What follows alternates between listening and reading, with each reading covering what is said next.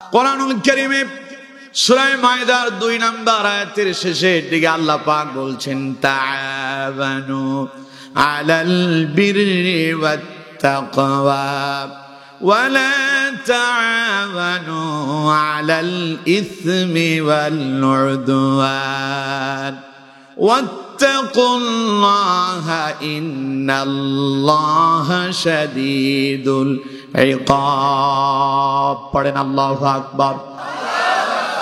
আমার বন্ধুগণ, আল্লাহ রাব্বুল আলামিন বলছেন, আমার বান্দারে ভালো কাজ যারা করে, ভালো কাজে তুমি তাদেরকে উৎসাহিত করো, পরস্পর ভালো কাজের ভিতরে অংশগ্রহণ করো। আর মন্দ কাজ করা তো দূরের কথা, মন্দ কাজ কেউ করলে সেখানেও যাবা না। নিষেধ করেছেন কে? আল্লাহ রাব্বুল আলামিন বলছেন তাআওয়ানু আলাল বিররি ওয়াত তাকওয়া ওয়ালা তাআওয়ানু আলাল ইসমি ওয়াল উদওয়ান ওয়াত্তাকুল্লাহা ইন্নাল্লাহা শাদীদুল ইকাব। আল্লাহ পাক বলছেন, আমার বান্দা তাআওয়ানু আলাল বিররি ওয়াত তাকওয়া, আল্লাহ ভীতির কাজে আর তোমরা কল্যাণময় কাজে, ভালো কাজে পরস্পরকে সহযোগিতা করো।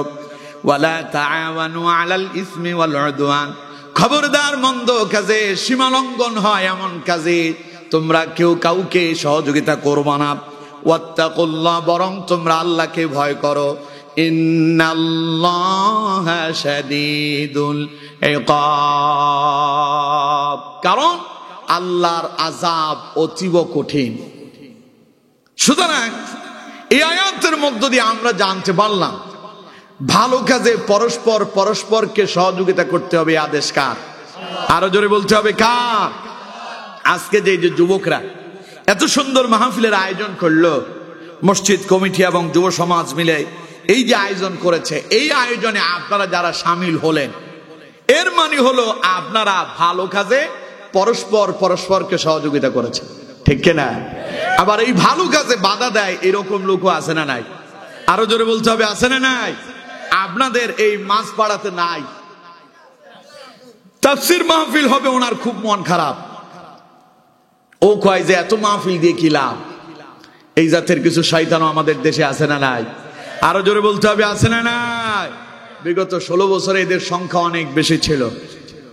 আপনারা একটা তাফসীর মাহফিল করবেন, এই জন্য যুবকেরা প্রথমে গিয়েছে মেম্বার সাহেবের কাছে, মেম্বার পাঠালেন চেয়ারম্যানের কাছে, চেয়ারম্যান পাঠায় তোমরা চলে যাও এমপি সাহেবের কাছে, এমপি সাহেব বলে তোমরা ডিসির কাছে যাও, ওইখান থেকে পারমিশন আনতে হবে।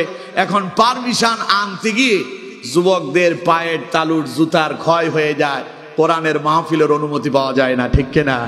আরো জোরে বলেন, ঠিক কিনা? তার মানে তারা উল্টো, তারা চায় যেখানেই সৎ কাজ সেখানেই বাধা। এইরকম এই শ্রেণীর লোক তো বাংলাদেশে ছিল না, কথা কয় না, ছিল না। এখন কি আছে? এখন আছে খুব কম, এখনো আছে খুব কি কম। এরা কথা বলতে পারে না, কারণ ওরা জানে এখন আর বাংলাদেশে কথা বলা যাবে। জোরে বলেন না কেন? কথা বলা যাবে।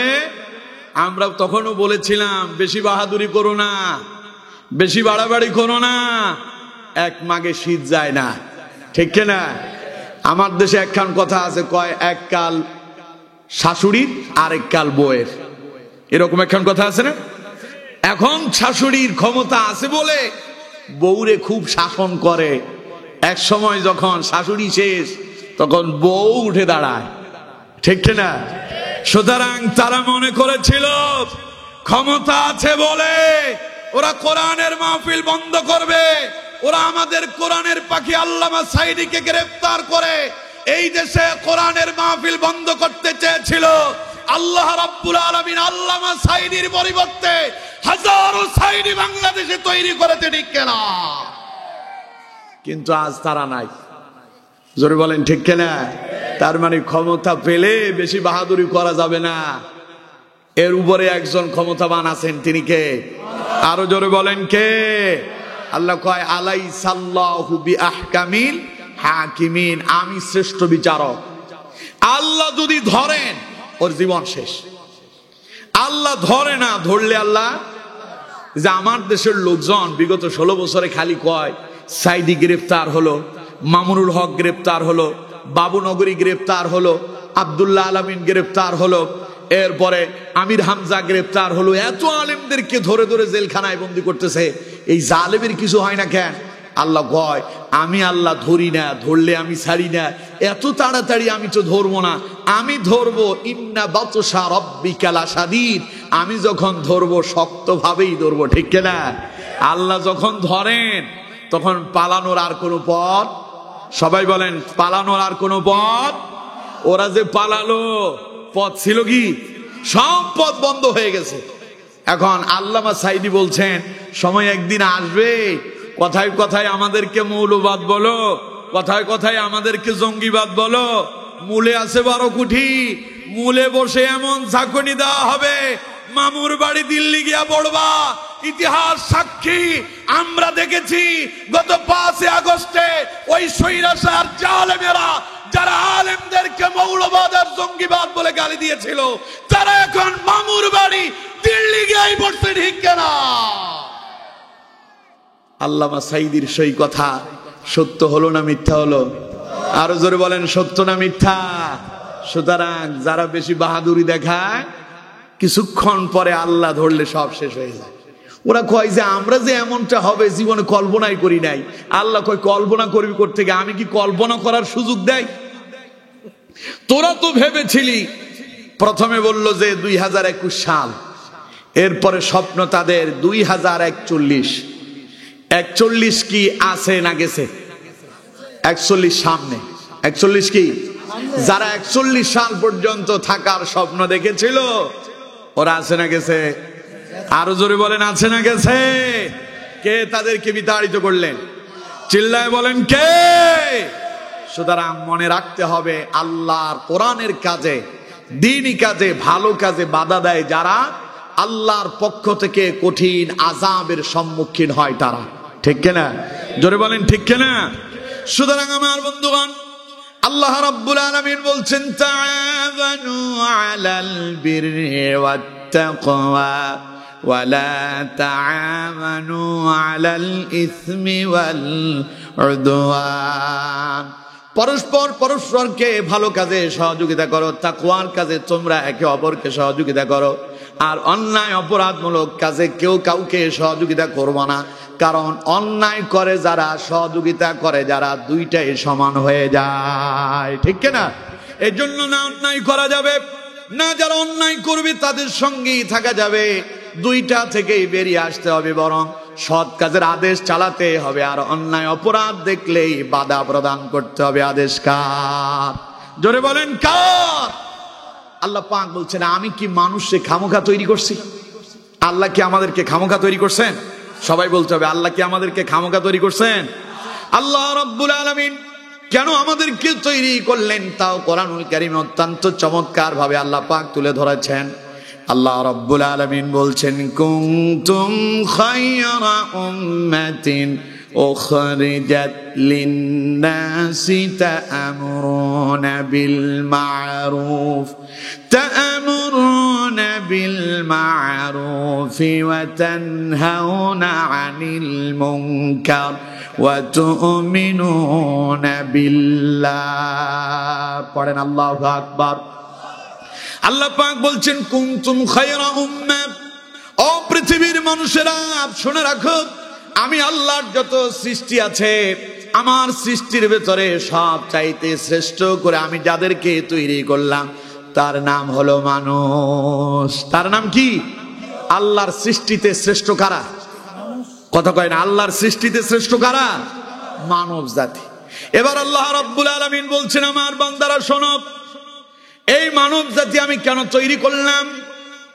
আল্লাহ রাব্বুল আলামিন বলছেন উখরিজাত লিন-নাস, আমি মানুষদেরকে তৈরি করলাম তারা একজন আরেকজনের কল্যাণে আসবে, অর্থাৎ মানুষ মানুষদেরকে কল্যাণের দিকে দাওয়াত দেবে। সেই কল্যাণময় কাজ তারা কেমনে করবে আল্লাহ শিখায়া দিচ্ছেন।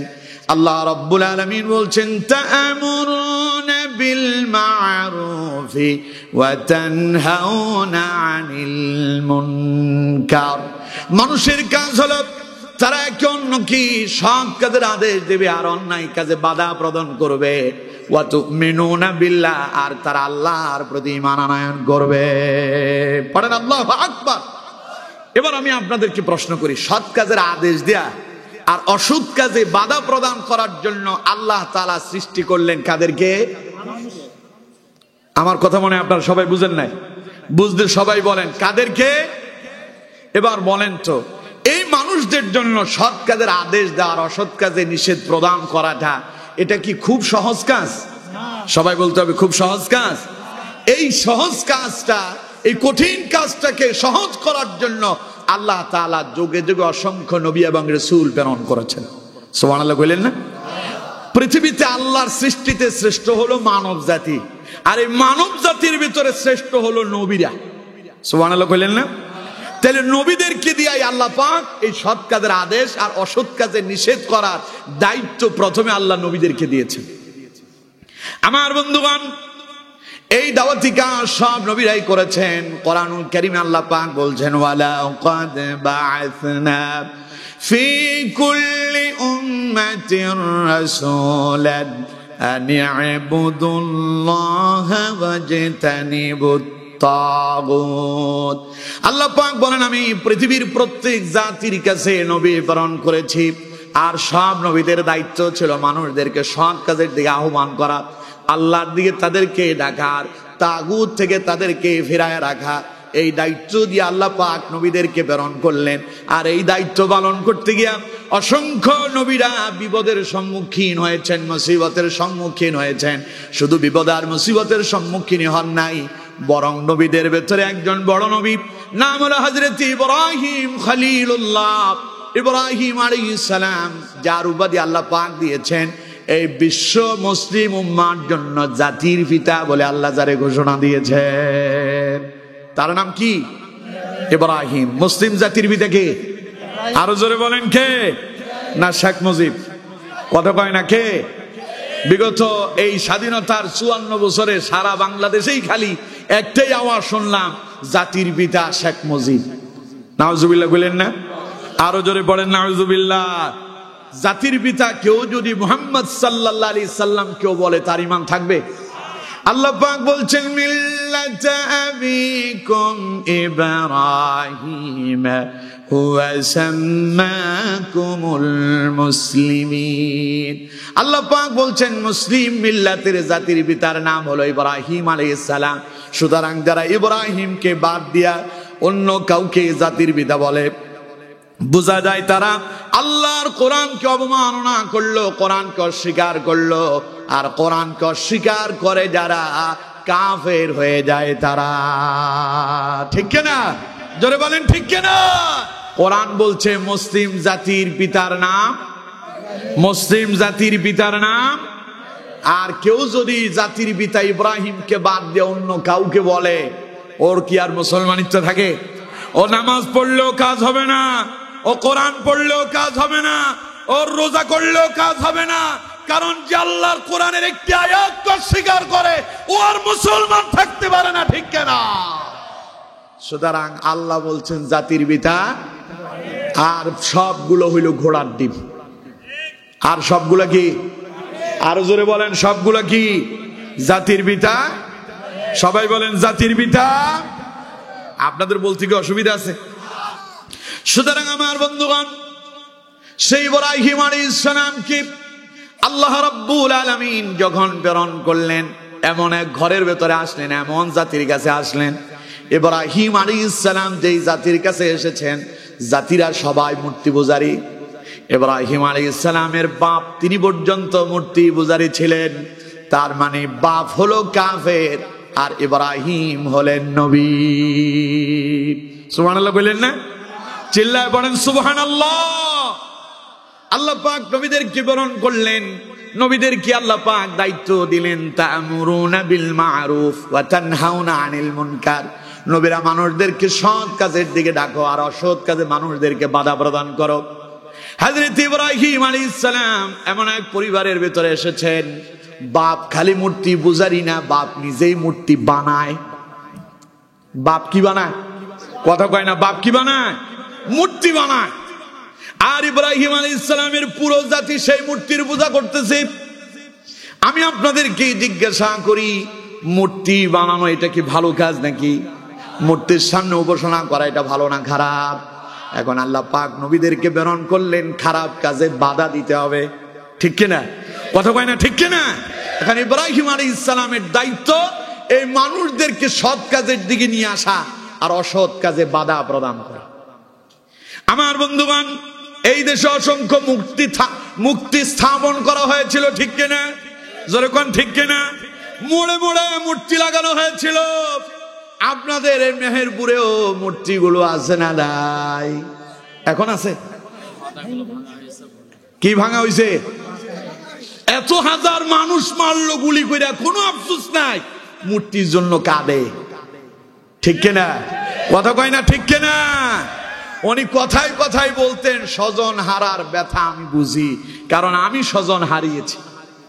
শেষ পর্যন্ত আমরা দেখলাম এই দেশের নিরীহ নিরপরাধ ছাত্র জনতার বুকে গুলি চালিয়ে হাজারের অধিক ছাত্রকে হত্যা করার পরও তার মনে কোনো দুঃখ লেগে নাই, বরং তিনি কেঁদেছিলেন মূর্তির জন্য, আর তিনি কেঁদেছিলেন রেল লাইনের জন্য, ঠিক কিনা? মূর্তি ভাঙে, মূর্তি তো তৈরিতেই আমরা নিষেধ করছিলাম, ঠিক কিনা? ওনারা কয় এটা মূর্তি না, এটা ভাস্কর্য। ভাস্কর্য বইলা এই মূর্তি স্থাপন করতে গেল যখন হাজার হাজার আলেমরা বিরোধিতা করলো, সেখান থেকে মামুনুল হককে গ্রেফতার করার পেছনে মূল কারণ ছিল তিনি এই ভাস্কর্যের বিরুদ্ধে সোচ্চার ভূমিকা পালন করেছিলেন, ঠিক কিনা? জোরে বলেন, ঠিক কিনা? আমার বন্ধুগণ, ইব্রাহিম আলাইহিস সালামের বাপ আজব তিনি এইভাবে মূর্তি বানাতেন। মূর্তি সম্পর্কে আল্লাহ তাআলা বলছেন এটা কোনো মানুষেরই কাজ না মূর্তি বানানো, মূর্তির উপাসনা করা এটা কোনো মানুষেরই কাজ না।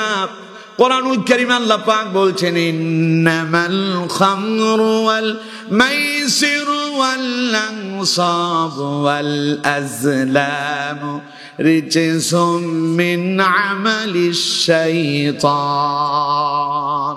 আল্লাহ পাক বলছেন নিশ্চয়ই মদ, জুয়া এবং প্রতিমা অর্থাৎ মূর্তি, এরপরে ভাগ্য গণনা করা লটারির মাধ্যমে আল্লাহ বলছেন রিজসুম মিন আমালিশ শাইতান, এগুলো হলো শয়তানের কাজ। কার কাজ? সবাই বলেন কার কাজ?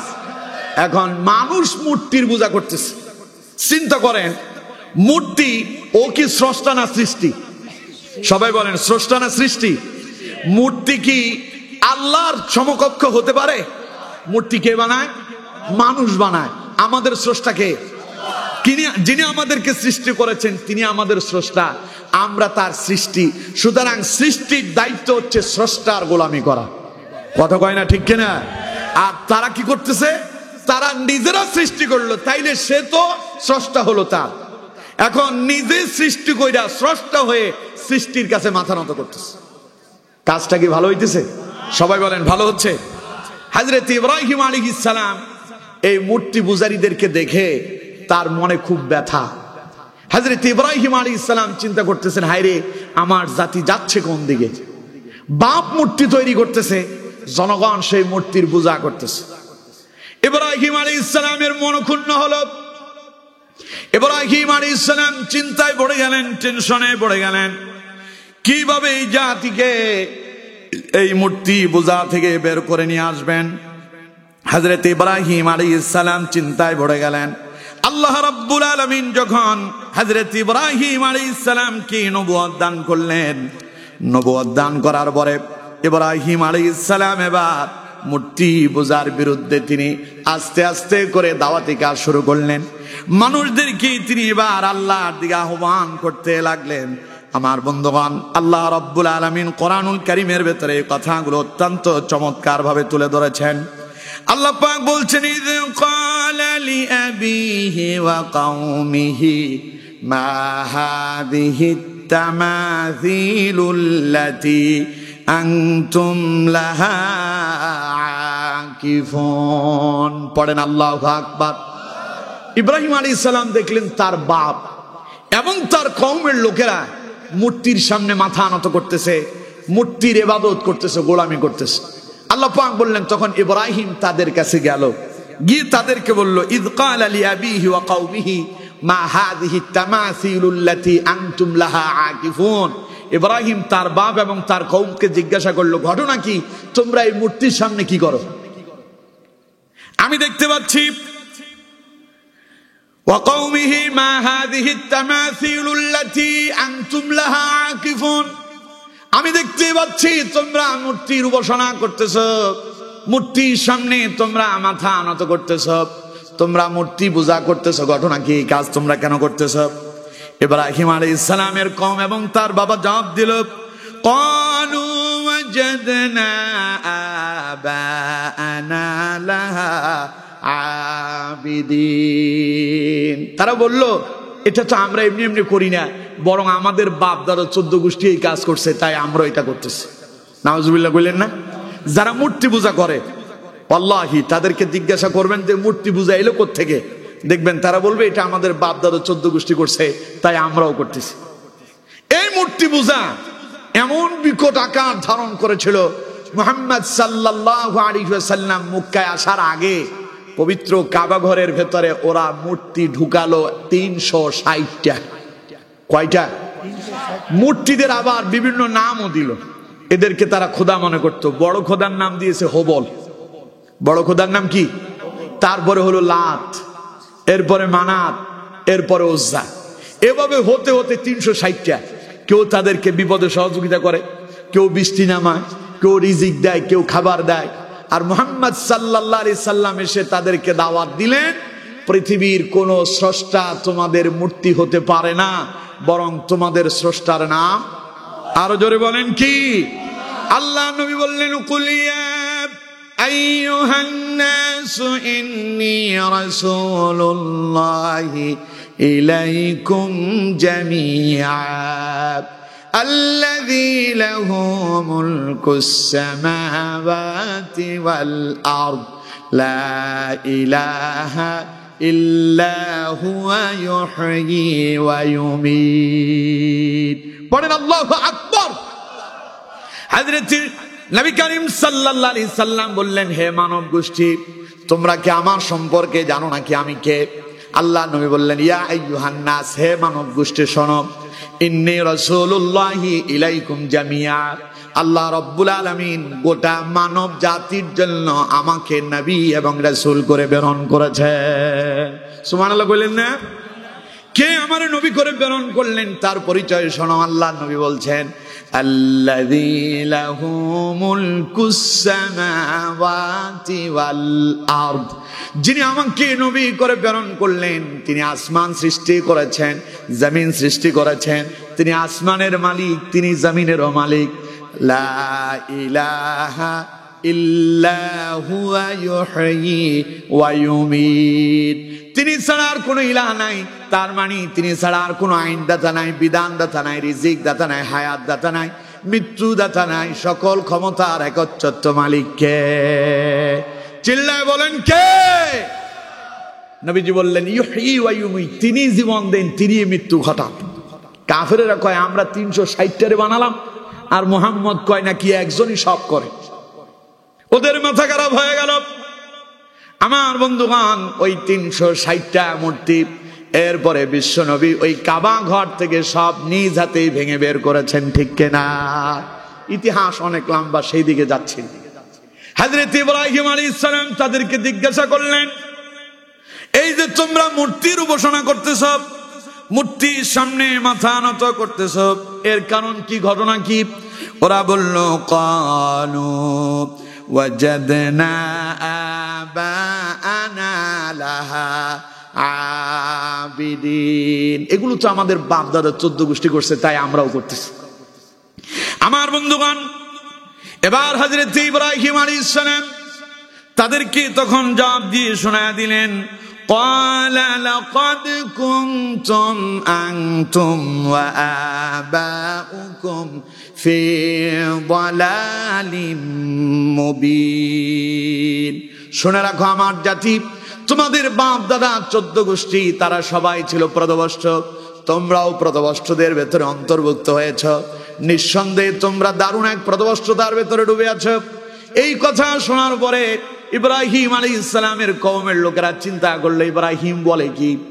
এবার তারা ইব্রাহিম আলাইহিস সালামকে প্রশ্ন করলো, ক্বালু আদিতানা বিল হাক্কি আম আনতা মিনাল লাইবিন।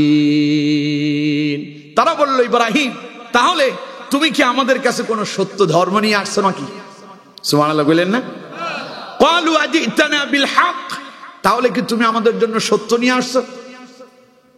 এরপরে তারা বলল, ওয়া আনতা মিনাল লাইবিন, না তুমি আমাদের সঙ্গে কৌতুক করতেছো, ঠাট্টা মশকারি করতেছো। আমার বন্ধুগণ, নবীরা কারোর সঙ্গে ঠাট্টা মশকারি করে নাকি? সবাই বলেন, করে নাকি? নবীরা হাসি কৌতুক করতে আসছে নাকি? নবীরা এসেছেন তার জাতিকে আল্লাহর দিকে নিয়ে আসবেন, গোটা জাতিকে আল্লাহর দিকে ডাকবেন, আর তাগুত থেকে তাদেরকে ফিরায় রাখবেন, সৎ কাজের দিকে তাদেরকে নিয়ে যাবেন, আর মন্দ কাজে তাদেরকে বাধা প্রদান করবেন। হযরত ইব্রাহিম আলাইহিস সালাম এবার তাদেরকে শোনায়া দিলেন, ও আমার জাতি শুনে রাখো, আমি তোমাদের কাছে ঠাট্টা মশকারি করার জন্য আসি নাই। শুনে রাখো, আমাদের রবকে তোমরা যে মূর্তির সামনে মাথা নত করতেছো, এটা তোমাদের প্রভু নয়, এটা তোমাদের স্রষ্টা নয়। ও তো নিজের কাজ নিজেই করতে পারে না, নিজের খাবার নিজেই খেতে পারে না, তার নাকের সামনে যদি একটা মাছি এসে উঠতে থাকে, নিজের মাছিটা নিজেই তাড়াতে পারে না। যে নিজের কাজ নিজেই করতেই পারে না, সে কি করে তোমাদের খোদা হতে পারে? সে কি করে তোমাদের প্রভু হতে পারে? শুনে রাখো আমাদের প্রভুকে।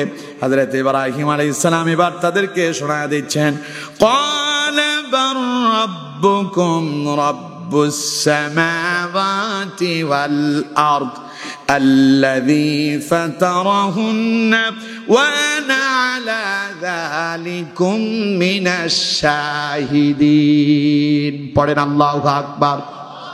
আল্লাহু আকবার আস্তে হওয়ার কথা না জোরে হওয়ার কথা?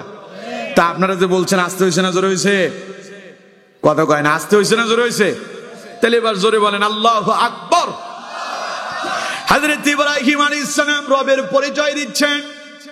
ইব্রাহিম বলছেন, ক্বালা বার রাব্বুকুম রাব্বুস সামাওয়াতি ওয়াল আরদ, তোমাদের রব আমাদের রব তো তিনি যিনি আসমান এবং জমিনের ভেতরে যা কিছু আছে সব কিছুর রব যিনি। পড়েন আল্লাহু আকবার। রব মানে কি কন্ত? না না না, রব মানে প্রতিপালক। রব মানে কি? রবের অর্থ কি? প্রতিপালক। আর সেই প্রতিপালক কে? সবাই বলেন কে?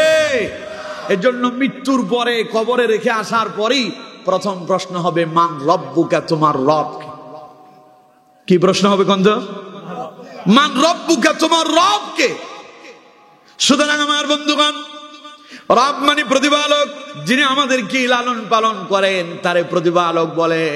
কন্ত দেখি, যিনি আমাদেরকে লালন পালন করেন তিনি কে? যিনি খিদা লাগলে খাবার দেন তিনি কে? অসুস্থ হলে যিনি সুস্থ করে দেন তিনি কে? আপনি বলবেন, হুজুর আমি আমার নিজের খাবার নিজেই তো নেই, আমি চাকরি বাকরি করে পয়সা কামাই, তা দিয়ে আমি বাজার থেকে বাজার করে কিনে খাই। কেউ বা বলবে, হুজুর আমি চাষাবাদ করি, জমিনে আমি চাষাবাদ করি বলে আমি খেতে পারি। আমি আপনারা জিজ্ঞাসা করি, জমিনে যিনি আপনাকে ফসল দেন তিনি কে? আপনি একটা ধান রোপণ করে এলেন, ওই একটা ধান থেকে একটা ধান গাছ বের হলো, ওই একটা থেকে একটা ধান আসে না, হাজারটা আসে। ওই হাজারটা যিনি দেন তিনি কে? চিল্লায় বলেন কে? আপনি গোটা জমিনের ভেতরে ধান রোপণ করছেন সব মিলায় 5 কেজি, আর আল্লাহ দিলেন 50 মন। ভুল বললাম মনে হয়? আল্লাহ কয় মন দিল? আপনি ছিটালেন 5 কেজি, আল্লাহ দিল 50 মন। তাইলে কম তো দেখি, আপনি নিজে উৎপাদন করেন না, আল্লাহ দেয়। আপনি খালি রোপণ করে আসছেন। আল্লাহ কয়, এরপরে আমি তোরে লালন পালন করার জন্য আমি তোর রিজিকে বরকত ধরায়া দেই। পড়েন সুবহানাল্লাহ। আপনি সিমের একটা বিচি লাগালেন, ওই একটা সিম থেকে একটা বিচি থেকে একটা গাছ বের হলো, ওই গাছে কি একটাই সিম আসছে? হাজারটা কে দিলেন? আপনি একটা কুমড়ার বিচি রোপণ করছেন, ওই একটা কুমড়ার বিচি থেকে একটা গাছ বের হলো, ওই একটা গাছের প্রতিটা আপনার গিরায় গিরায় যিনি আপনাকে কুমড়া দিয়েছেন তিনি কে? জোরে বলেন কে? তাহলে আপনি নিজেই তৈরি করছেন? আপনার বাপের ক্ষমতা আছে? কথা কয় না, ক্ষমতা আছে? আপনি জমিন ওইটা রোপণ করেন আর আল্লাহর কাছে দোয়া করেন, আল্লাহ। লোকজন জিজ্ঞাসা করে কি অবস্থা, কেমন আছো, জমিনে কি তুমি চাষাবাদ করছো? তখন আপনি বলেন আল্লাহর নামে তো করে আসছি, দেখা যাক আল্লাহ এবার কি করে। ঠিক কিনা? তার মানে আল্লাহ যদি দেয় আপনি পাবেন, না হলে পাওয়ার সম্ভাবনা। এজন্য যিনি আপনারে দেন তিনি হলেন রব, তিনি প্রভু, তিনি লালন পালন করেন, তিনি আমাদেরকে লালন পালন করেন বলেই আমরা চলতে পারি। ঠিক কিনা? এইভাবে খালি যে আমাদেরকে লালন পালন করেন তা নয়, আসমান এবং জমিনে যা কিছু আছে এই সব কিছুর প্রভুকে। চিল্লায় বলেন কে? আমার বন্ধুগণ, আল্লাহ রাব্বুল আলামিন সেই কথাই বললেন। আল্লাহ পাক বলছেন হযরত ইব্রাহিম তাদেরকে শোনায় দিল, ক্বালা বার রাব্বুকুম রাব্বুস সামাওয়াতি ওয়াল আরদিল্লাযী ফাতারাহুন। শুনে রাখো আমার জাতি, শুনে রাখো আমার বাবা, আমাদের স্রষ্টা, আমাদের রব তো তিনি, যিনি আসমান জমিনে যা কিছু আছে এই সব কিছুর প্রভু, যিনি আমাদের প্রভু তিনি। কারণ আল্লাযী ফাতারাহুন্না, যা কিছু আছে সব কিছু কে সৃষ্টি করেছে? আরো জোরে বলেন কে?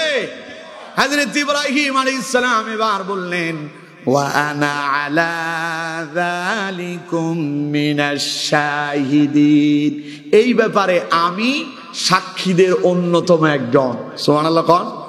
ইব্রাহিম আলাইহিস সালাম বললেন আমি সাক্ষী। আল্লাহ তিনি গোটা পৃথিবীর যা কিছু আছে, নবমণ্ডল এবং ভূমণ্ডলে, আসমান এবং জমিনে যা দেখা যায় এবং যা দেখা যায় না, এই সব কিছুর প্রভু যে আল্লাহ, এই ব্যাপারে আমি ইব্রাহিম সাক্ষ্য আছি। সুবহানাল্লাহ কোন? এই দাওয়াত যখন ইব্রাহিম তার জাতিকে দিতে লাগলেন, তখন ইব্রাহিম আলাইহিস সালামের সম্প্রদায়ের মাঝে একজন বাদশা ছিলেন, বিশাল ক্ষমতা ছিল। নাম তার কি? সবাই বলেন কি? না, ফেরাউন হলো মুসা আলাইহিস সালাম, তার নাম কি? নমরুদ। এই নমরুদের কানে চলে গেল ইব্রাহিম নাকি নতুন প্রভুর নামে দাওয়াত দিচ্ছে। এই কথা শোনার পরে নমরুদ বলল যে ইব্রাহিম কই, তারে ধরে নিয়ে আসো। ইব্রাহিম আলাইহিস সালামকে ধরে নিয়ে আসা হলো। এবার নমরুদ ইব্রাহিমকে বলছে, ইব্রাহিম আমি শুনেছি তুমি নাকি কোন একজনকে প্রভু বলে মানুষের কাছে দাওয়াত দেওয়া শুরু করেছো। হযরত ইব্রাহিম আলাইহিস সালাম বললেন হ্যাঁ, আমি তো তাই করতেছি। তখন নমরুদ বলে ফাকালা আনা রাব্বুকুমুল আলা, বলেন নাউযুবিল্লাহ। নমরুদ বলল আমি তো জানি আমি ছাড়া আর কোন খোদা নাই, আর কোন প্রভু নাই, আমি তো সবচেয়ে বড় প্রভু। বলেন নাউযুবিল্লাহ। এমন তো অবস্থা হযরত ইব্রাহিম আলাইহিস সালাম বললেন নমরুদ তওবা করো, খবরদার তুমি মানুষের প্রভু হতে পারো না। প্রভু একজন, যিনি আমাদেরকে সৃষ্টি করেছেন, তিনি কে? নমরুদ কয় তোমার যে প্রভু একজন আছে তার কোনো দলিল প্রমাণ আছে নাকি? নমরুদ কি কয়? তোমার যে একজন প্রভু আছে তার ব্যাপারে তোমার কাছে কোনো দলিল প্রমাণ আসেনি? থাকলে আমারে দাও, তাইলে আমি বুঝতে পারবো আসলে তোমার প্রভু আছে। ইব্রাহিম আলাইহিস সালাম একটা প্রমাণ দিলেন। কোরআনুল কারীমের সূরা বাকারায় আল্লাহ পাক সেই কথাটাও তুলে ধরেছেন। আল্লাহ পাক বলছেন আলাম তারা ইলাল্লাযী হাজ্জা ইব্রাহিম ফি রাব্বিহি আন আতাহুল্লাহুল মুলক ইয ক্বালা ইব্রাহিম রাব্বিয়াল্লাযী ইউহয়ী ওয়া ইউমীত قال أنا أحيي وأميت قال إبراهيم فإن الله يأتي بالشمس من المشرق فأت بها من المغرب فبهت الذي كفر والله لا يهدي القوم الظالمين। পড়েন আল্লাহু আকবার। আমার বন্ধুগণ, আল্লাহ পাক তার নবীকে বলছেন আলাম তারা ইলাল্লাযী হাজ্জা ইব্রাহিম, নবী আপনার কি মনে পড়ে তার কথা যে আমার ইব্রাহিমের সঙ্গে তর্কে লিপ্ত হয়েছিল? সে ইব্রাহিমকে বলেছিল, অথচ আল্লাহ রাব্বুল আলামিন বলছেন আলাম তারা ইলাল্লাযী হাজ্জা ইব্রাহিম, তার কথা একটু স্মরণ করেন। ওর কথা কি আপনার মনে আছে নাকি যে আমার ইব্রাহিমের সাথে তর্কে লিপ্ত হয়েছিল? অথচ আমি আল্লাহ রাব্বুল আলামিন আন আতাহুল্লাহুল মুলক, তাকে আমি রাজত্ব দিয়েছিলাম। নমরুদকে যিনি বাদশাহিত্ব দান করেছেন তিনি কে? আরো জোরে বলেন কে? বাদশাহিত্ব পাওয়ার পরে নমরুদের মাথা খারাপ। নমরুদ ক্ষমতা পায়া নিজেরই খোদা দাবি করতে শুরু করছে। বলেন নাউযুবিল্লাহ। আল্লাহ কয় আনা আতাহুল্লাহুল মুলক, আমি তার রাজত্ব দিলাম। সে আমার ইব্রাহিমের সঙ্গে তর্কে লিপ্ত হলো। আমার বন্ধুগণ, আচ্ছা কোন তো এই গোটা পৃথিবীর মালিক কে? আরো জোরে বলেন কে? আল্লাহ বলছেন কুলিল্লাহুম্মা মালিকাল মুলক। নবী বলেন তামাম পৃথিবীর নবমণ্ডল এবং ভূমণ্ডলে যা কিছু আছে এই সব কিছুর একচ্ছত্র মালিক। আরো জোরে বলেন তুতিল মুলকা মান তাশা, তিনি যাকে চান তাকে রাজত্ব দেন। বিগত 16 বছর যারা ক্ষমতায় ছিল তারা এই আয়াত দিয়ে উদ্ধৃতি দিত। দীপুমণি একদিন দেখলাম যে বক্তব্য দিতে গিয়া বলতেছে, শিক্ষামন্ত্রী ছিল তখন, দীপুমণি বলতেছে আমরা কি এমনি এমনি ক্ষমতায় আসছি? তুতিল মুলকা মান তাশা, আল্লাহই তো আমাদেরকে ক্ষমতা দিচ্ছে। আমি তখন বললাম না, কথা তো ঠিকই আছে। আল্লাহ কয় তুতিল মুলকা মান তাশা, আমি যারে চাই ক্ষমতা দেয়। দীপুমণি কয় আমরা কি আসছি? আল্লাহ কোরআনে বলছে তিনি আমাদেরকে ক্ষমতা দিয়েছেন। আমি বললাম কথা ঠিকই আছে, কিন্তু পরের অংশ আর তিনি আর বললেন না, কারণ পরের অংশে ক্ষমতা যিনি নেওয়ার মালিক তিনিও কে? আরো জোরে বলেন কে? আল্লাহ বলছেন তুতিল মুলকা মান তাশা ওয়া তানজিউল মুলকা মিম্মান তাশা। আল্লাহ পাক বলেন আমি আল্লাহ ক্ষমতা দেওয়া মালিক, আমি আল্লাহ ক্ষমতা নেওয়ার মালিক। ক্ষমতা আমি আল্লাহ দেই। ক্ষমতা পাওয়ার পরে কেউ যদি আমার ক্ষমতাকে অস্বীকার করে, আমি আল্লাহর বিরোধিতা করে, কোরআনের বিরুদ্ধে লেগে যায়, ইসলামের বিরুদ্ধে লেগে যায়, আল্লাহ পাক বলেন তারে বেইজ্জতি করে আমি ক্ষমতা আবার তার থেকে ছিনায়া নাই। ঠিক কিনা? এখন ক্ষমতা পাইয়া কয় যে আল্লাহ আমাদেরকে দিছে। এখন ক্ষমতা যাওয়ার পরে তিনি বলেন আমার অপরাধ কি ছিল? কি কয়? আমার অপরাধ কি? তিনি তার অপরাধ দেখেন না। আমি তারে বলি আপনার অপরাধ 28 অক্টোবর লগি বৈঠা দিয়ে রাজপথে মানুষ হত্যা করে ওই মৃত মানুষের লাশের উপরে নাচানাচি করাটাই ছিল আপনার অপরাধ। ঠিক কিনা? আপনি আপনার অপরাধ চোখে দেখেন না। আপনার অপরাধ হলো ক্ষমতায় আসার পরে কোরআনের পাখি আল্লামা সাঈদী সহ ইসলামী আন্দোলনের প্রথম সারির নেতাদেরকে ধরে মিথ্যা মামলা দিয়া জেলখানায় ঢুকায়া তাদেরকে ফাঁসির কাস্তে ঝোলানো হয়েছিল। আপনার সবচাইতে বড় অপরাধ। ঠিক কিনা? উনি বলে আমার কি অপরাধ? আমি বলি অপরাধ চোখে দেখেন না। অপরাধ হলো আপনার ওইটা শাপলা চত্বরে রাতের আধারে হাজার হাজার আলেমদের বুকে গুলি চালিয়ে আলেমদেরকে হত্যা করাই ছিল আপনার অপরাধ। কথা কয় না? ঠিক কিনা? উনি ওনার অপরাধ দেখে না। 5 আগস্টের পূর্বের দিন 4 তারিখ এবং 3 তারিখে উনি সাধারণ ছাত্র জনতার বুকে পুলিশ বাহিনী দিয়া হাজার হাজার ছাত্র জনতাকে গুলি করে হত্যা করেছে, অসংখ্য ছাত্র জনতাকে পঙ্গু বানিয়েছে। এটাই ছিল তার অপরাধ। ঠিক কিনা? তার অপরাধ হলো আল্লামা সাঈদীকে 13 বছর জেলখানায় বন্দি করে অপচিকিৎসা দিয়ে তাকে হত্যা করাই ছিল তার অপরাধ। কথা বলেন ঠিক কিনা? আরো জোরে বলেন ঠিক কিনা? অনেক কয় আমারই কেন লোকজন ক্ষমতা থেকে নামালো, আমি তা দেখি না। আল্লাহ কয় ক্ষমতা তো আমি দিছিলাম তখন বলছিলি, এখন ক্ষমতা থেকে আমি আল্লাহই নামায় দিছি। কথা কয় না? আল্লাহ যখন নামাবে তখন কোনো সময় থাকবে? ছিল 16 বছর, নামতে খালি সময় বেঁধে দেওয়া হয়েছে 45 মিনিট। ঠিক কিনা? জোরে বলেন ঠিক কিনা? সেনা প্রধান বললেন ম্যাডাম 45 মিনিট সময়, চিন্তা করেন থাকবেন না যাবেন? উনি বলছে প্রয়োজনে মরে যাব। তার কিছুদিন আগে বক্তব্য দিয়ে বলছে এই দেশের মাটিতে মরবো, তারপরেও যাব না, পালাবো না। হ্যাঁ, কাদের সাহেবের, ফখরুল সাহেবের বাসায় যাব, পালাবো না। এখন আর খুঁজেই পাওয়া যায় না। ঠিক কিনা? কথা কয় না ঠিক কিনা? আল্লাহ কয় পালাবি তো পালাবি, লেজ গুটায় পালায় যাবি, তোদের অস্তিত্ব টিকে থাকবে না, ঠিক কিনা? কারণ তারা বিরোধিতা করেছিল আল্লাহর কোরআনের, করেছিল ইসলামী আন্দোলনের। ইসলামী আন্দোলনের প্রথম সারির যেই নেতাদেরকে তারা হত্যা করেছে মিথ্যা মামলা দিয়ে, এটা তারা জানতো, এটা তাদের অপরাধ। আল্লাহ কয়, ইসলাম কি নিবায়া দিতে চাইলি আমি আল্লাহ এত তাড়াতাড়ি তোদেরকে ছেড়ে দেব? আমি চিরতরে তোদেরকে নিবায়া দেব, ঠিক কিনা? জোরে বলেন ঠিক কিনা? সুতরাং আমার বন্ধুগণ, ক্ষমতা দেন কে? আরো জোরে বলেন কে? এখন নমরুদ ইব্রাহিম আলাইহিস সালাম রে বলতেছে, ফাকালা আনা রাব্বুকুমুল আলা, আমি তো সবচেয়ে বড় খোদা। আবার নতুন খোদা এলো কোত্থেকে? তোমার খোদার কিছু তথ্য প্রমাণ থাকলে, দলিল আদিল্য থাকলে আমারে দাও, কারণ দলিল থাকলেই না বলবো এটা তোমার খোদা।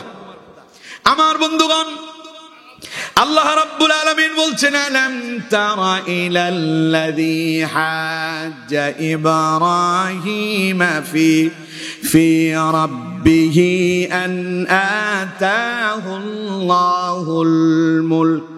নবী, আপনি স্মরণ করেন, ওর কথা কি আপনার স্মরণ পড়ে না? যারে আমি ক্ষমতা দিয়েছিলাম, রাজত্ব দিয়েছিলাম, ওই ইব্রাহিমের সঙ্গে তর্কে লিপ্ত হলো। সেই ইব্রাহিমকে বলতেছে, ইব্রাহিম, তোমার যদি প্রভু বলে কেউ থাকে তাহলে তার একটা প্রমাণ দাও। ইব্রাহিম আলাইহিস সালাম এবার তার রবের প্রমাণ দিচ্ছেন। ইয ক্বালা ইব্রাহিমু রাব্বিয়াল্লাযী ইউহয়ী ওয়া ইউমীত। পড়েন আল্লাহু আকবার।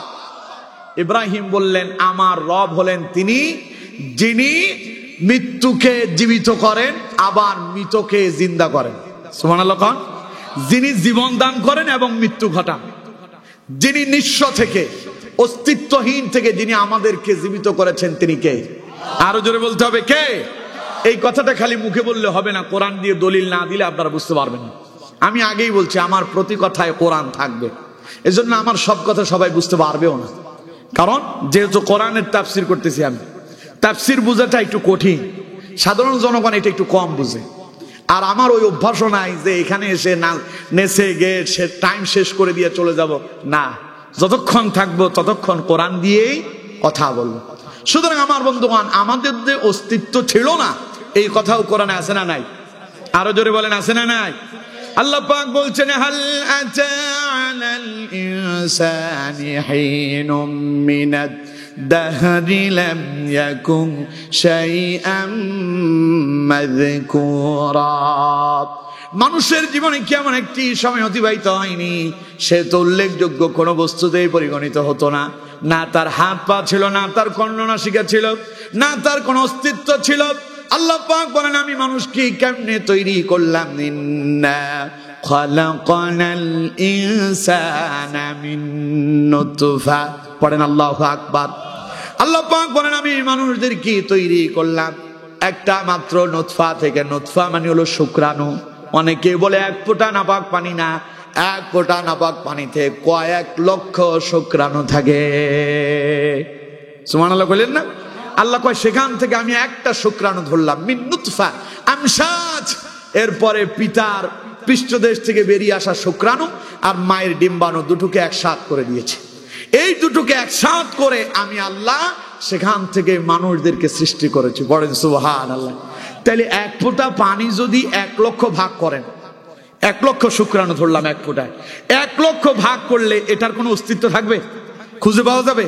আল্লাহ বলছেন, হাল আতা আলাল ইনসানি হিনুম মিনাদ দাহর। মানুষের জীবনে কি এমন একটি সময় অতিবাহিত হয়নি সে তো উল্লেখযোগ্য কোনো বস্তুতেই পরিগণিত হতো না? তার মানে আমাদের কোনো অস্তিত্ব ছিল? সবাই বলেন, অস্তিত্ব ছিল কি?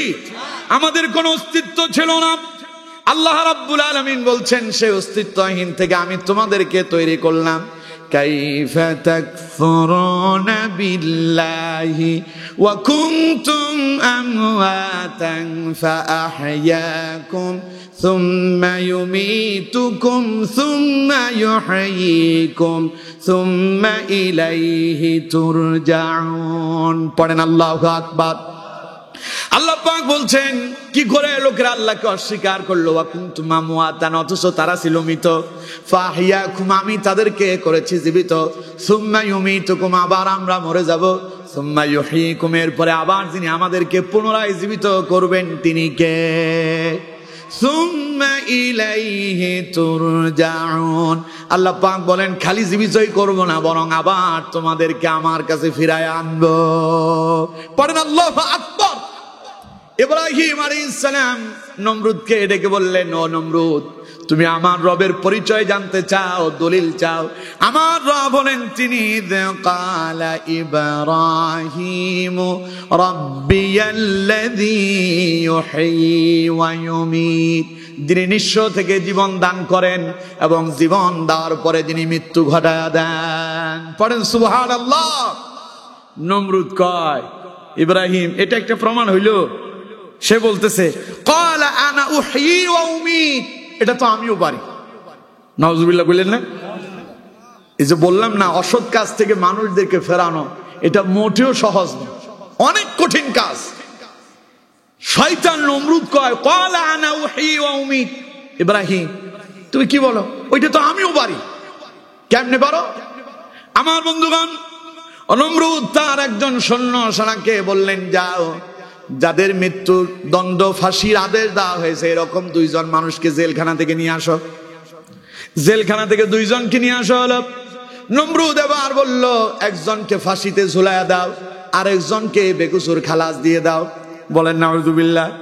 নমরুদ কয় এবার ইব্রাহিমকে বলে, ইব্রাহিম দেখো, ক্বালা আনা উহয়ী ওয়া উমীত, আমি একজনের জীবন দান করলাম আর একজনের মৃত্যু দিলাম। নাউজুবিল্লাহ বললেন না? আচ্ছা কোন তো তার এই প্রমাণটা এটা কি হাস্যকর হলো না? কথা কয় না কেন? হাস্যকর হয় নাই? ও কি জিন্দা করতে পারবে কাউকে? ও মৃত্যু ঘটাতে পারবে? ইব্রাহিম কয়, বেশি লাফালাফি করতেছো না, তোমারে ধরার মতো আল্লাহ আমারে আরো জ্ঞান দান করছে। সুবহানাল্লাহ কোন। এবার হযরত ইব্রাহিম আলাইহিস সালাম বললেন, ঠিক আছে, যদি তাই হয় তাহলে এবার শোনো। ক্বালা ইব্রাহিম ফাইন্নাল্লাহা ইয়াতি বিশ-শামসি মিনাল মাশরিক ফাআতি বিহা মিনাল মাগরিব। পড়েন আল্লাহু আকবার।